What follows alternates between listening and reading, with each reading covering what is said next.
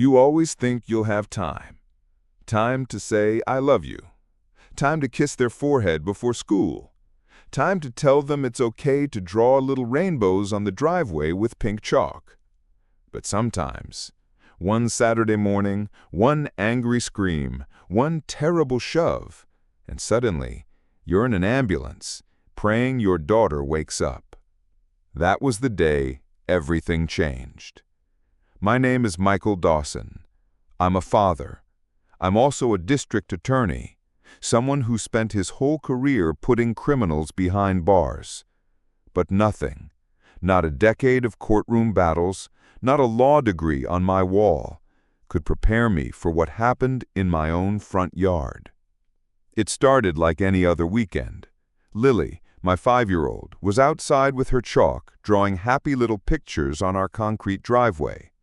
She had her favorite sparkly blue shirt on. Her hair was tied in messy pigtails. She was humming Twinkle, Twinkle, Little Star. You know, just being 5.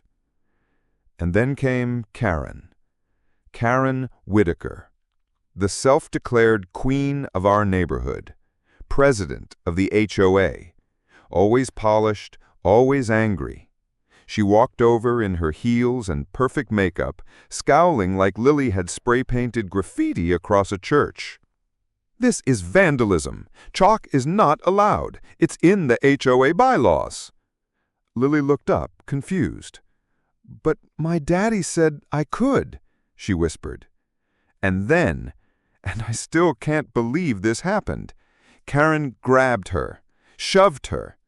My baby's head hit the sharp corner of our garden's stone border. There was blood. There were screams. And just like that, my world stopped. But that was just the beginning. Because what Karen did next, the sirens were still echoing in my ears as I stood frozen in the hospital hallway. Lily was inside, hooked up to machines I didn't understand. Tubes in her arms, wire stuck to her little chest, her soft blonde curls matted with blood on the left side of her head. She looked so small, so fragile. Sarah sat beside me, knees pulled to her chest, eyes swollen from crying. I'm so sorry, Mr. Dawson. I never thought she would come into the backyard. I told Lily to stay close. I didn't think she'd get hurt. She stammered. It's not your fault, I said. But my voice didn't sound like my own, because deep down I knew whose fault it really was. Karen Whitaker. The woman who screamed at my daughter over chalk drawings. The woman who fined neighbors for flower colors. The woman who shoved my little girl hard enough to send her head crashing into stone. And now, Lily was in a coma. When Dr. Martinez came out to speak with me, I already knew the words before he said them. Your daughter has sustained a serious traumatic brain injury. There's swelling in her brain. We've stabilized her for now, but we don't know when or if she'll wake up. I swallowed the lump in my throat. I couldn't cry. Not yet. I had to stay strong. For Lily. But once I stepped outside that hospital room, something inside me changed. I wasn't just her dad anymore. I was a prosecutor. And this was personal. I drove straight to the police station, my knuckles white around the steering wheel. I had worked with these people before, prosecuted criminals with less evidence than I had now. But when I asked to file a report, Officer Williams gave me a look I've seen too many times in courtrooms. Sympathy without action. Mr. Dawson, I understand how upset you are, but Karen says Lily tripped and fell. She claims she never touched her. That's a lie. Sarah saw everything. My babysitter. She's 20, not exactly an unbiased witness. And Karen, well, she's been on the HOA board for 10 years, a respected member of the community. I clenched my fists. I wanted to scream. But instead, I left that station with a different resolve. If the system was going to fail us, I'd beat Karen at her own game. With facts, with evidence, with everything I'd learned in the courtroom over the past 15 years. I started documenting everything.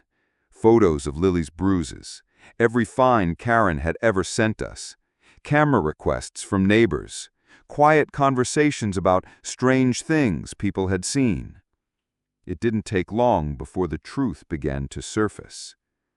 Karen had been an HOA president in 3 other neighborhoods before ours, and in each one, complaints, disputes, whisperings of abuse of power, but none of them had a little girl in a coma.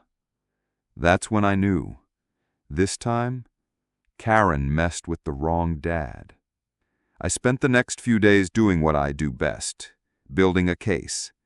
But this time, I wasn't up against some career criminal.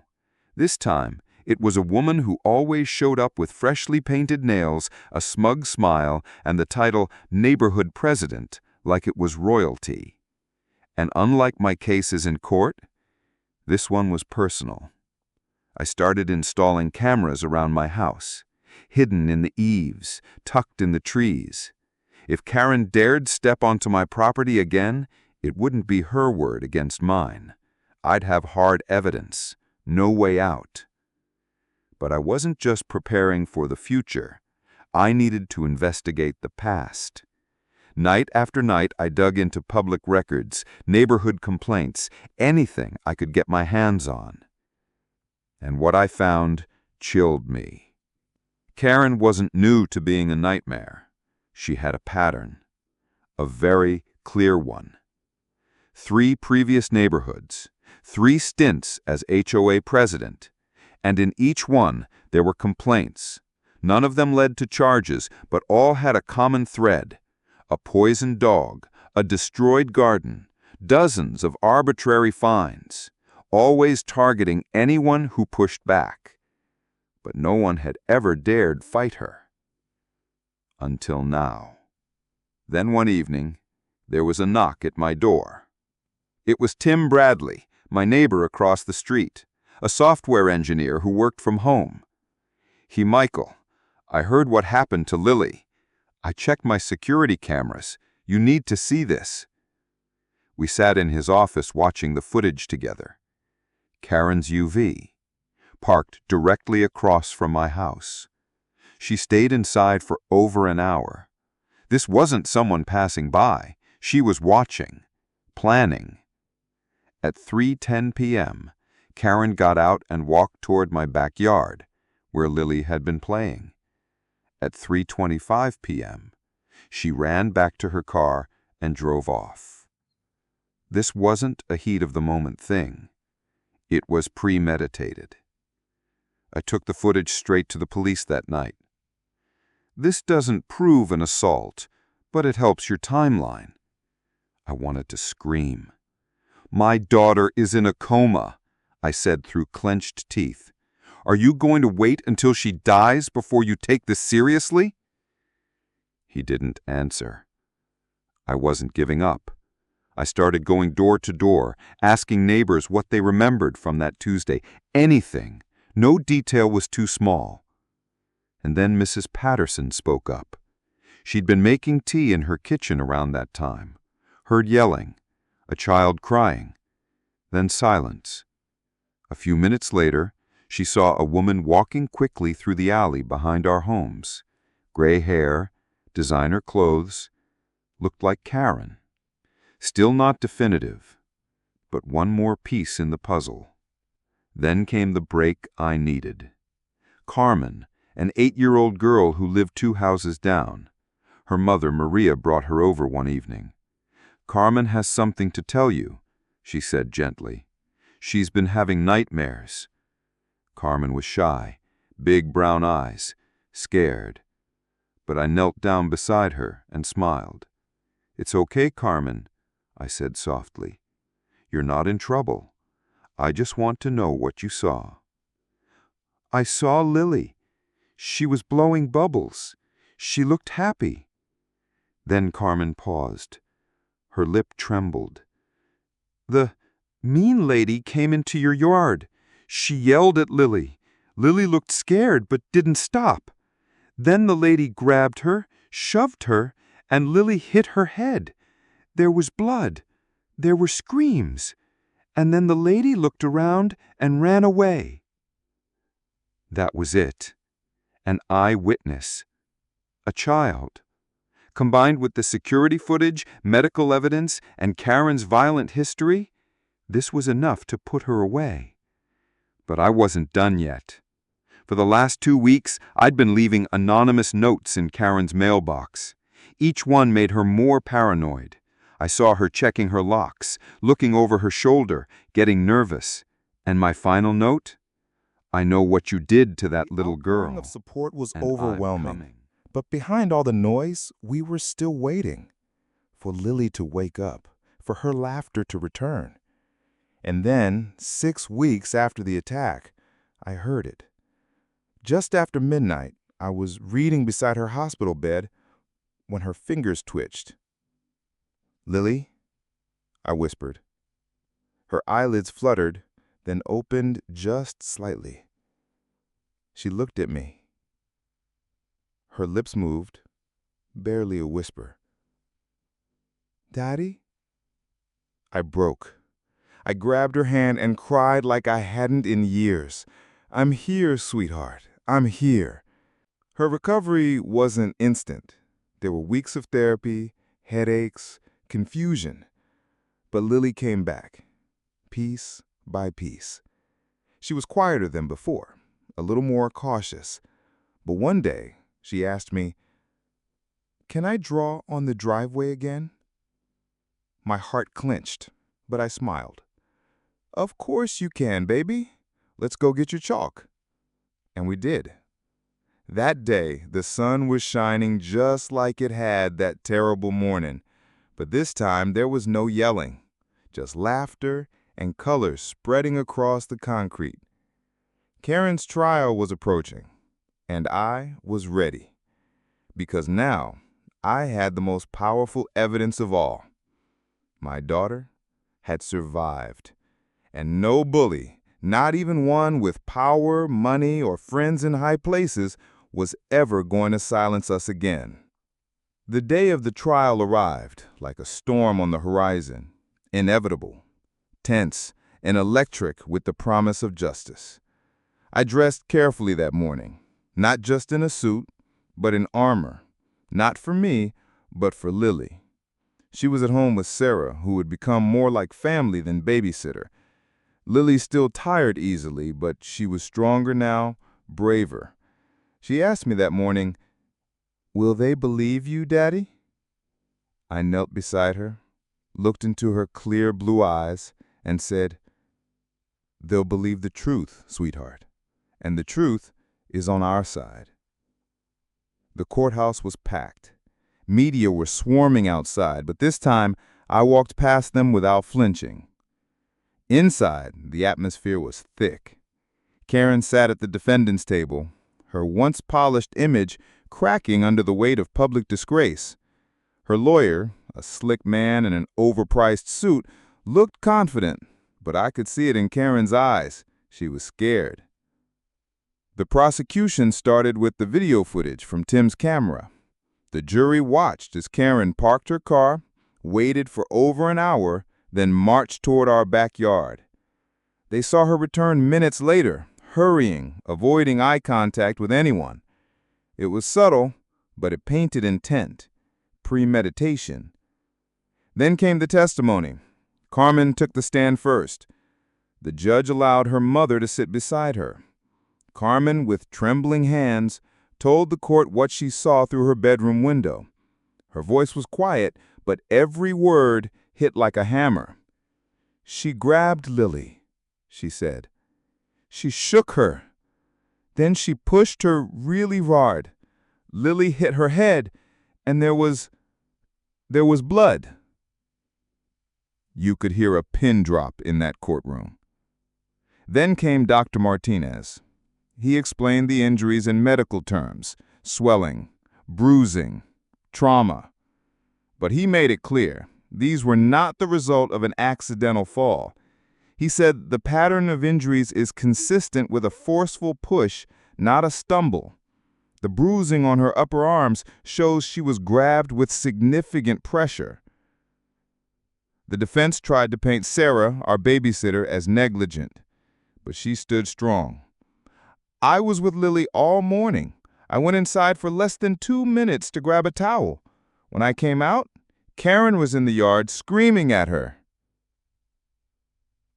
When I finally took the stand, I told the jury about the notes, the history, the neighbors too scared to speak. I spoke not as a prosecutor, but as a father. I've spent my career fighting for justice, but this is the most personal case I've ever faced. My daughter is 5 years old. She was playing with bubbles, and because one woman decided to abuse her power, my little girl ended up in a coma. Karen's attorney objected a few times, but the judge allowed it. The truth needed to be heard. When it was time for closing arguments, the prosecutor's voice shook, not with fear, but with conviction. Karen may have been an HOA president, but she acted like a tyrant. She used fear to control the community, and when a child didn't obey her unspoken rules, she lashed out violently. This trial isn't just about Lily. It's about standing up to abusive power in all its forms. The jury deliberated for 4 hours. When they returned, I held my breath. Guilty, the foreman said, on all counts. Karen's face collapsed. Her hands trembled as the judge read the sentence: 15 years in state prison with no possibility of parole for 10. She screamed that it was all lies, that the jury had been swayed by emotion, that she was the victim. But no one listened anymore. Her reign was over. Outside the courthouse, reporters asked how I felt. I looked straight into the camera and said, "This isn't a story about revenge. It's a story about standing up for what's right. My daughter was hurt, but she fought to come back. And today, we fought for her." I went home to Lily that night, held her in my arms, and whispered, "We did it." She smiled, leaned her head on my chest, and whispered back, "We're safe now." And for the first time in a long time, I truly believed it. After the trial, things slowly began to change in our neighborhood.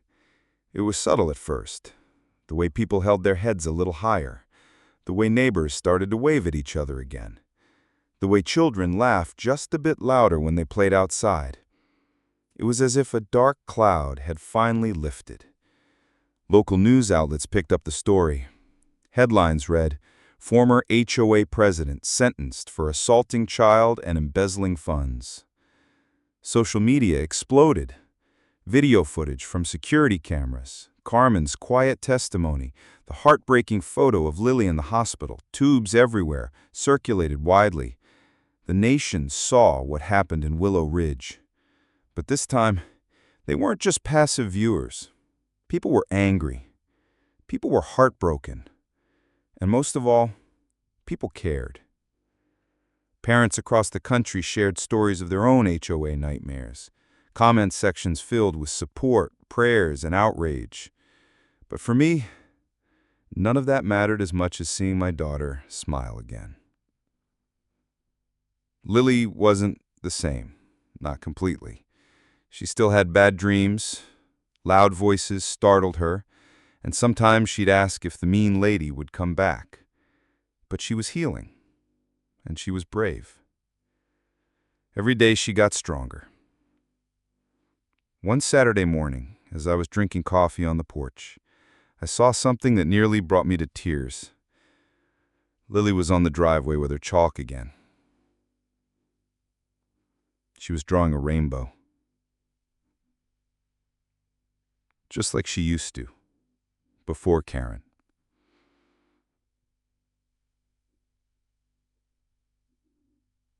She hummed a soft tune, her blonde hair glowing under the sunlight. Around her, a few neighborhood kids joined in, Scribbling suns, flowers, smiley faces. No one stopped them. No one dared. Later that day, I walked with Lily to the end of our street, where the community had built a small park in her honor. A wooden sign read, "Lily's Corner, a place for laughter, courage, and second chances." There were swings, benches, even a garden filled with daisies and sunflowers. And on the concrete path, colorful chalk drawings everywhere. Lily held my hand, looked up at the sign, and whispered, "Daddy, do you think other kids like me are still scared somewhere?" I nodded. Probably. But you've shown them it's okay to be scared. And it's even braver to keep going anyway. She smiled, a full, fearless 5-year-old smile, and I felt something deep in my chest loosen for the first time in months.